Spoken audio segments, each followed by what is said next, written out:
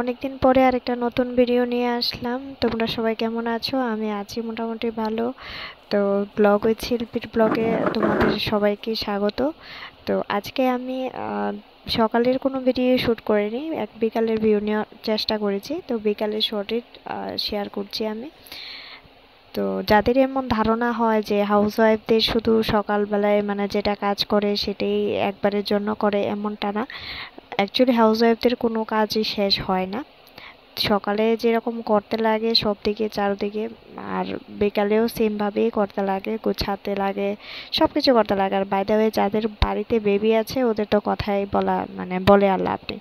তো এই দেখুন বিকাল 5:30টার মতো বাজে। তো আমি মেয়েকে নিয়ে একটু বেরিয়েছিলাম, এখন দেখতে দেখতে দেখুন সন্ধ্যা হয়ে গেছে। তো সন্ধ্যার পুজোটাও দিয়ে নিচ্ছি। তো নর্মালিতে এই সকালবেলা আর বিকেলে তো সেইভাবে নতুনভাবে সব কিছু করা হয়। তো এখানে দেখুন পুজো সেরে আমি ভাত বসিয়ে দিয়েছি। তো মানে এইভাবে দৌড়তে দৌড়তে এইটা ওইটা করতে করতে জল খাওয়ারও সুযোগ নেই। তো এইদিকে আমি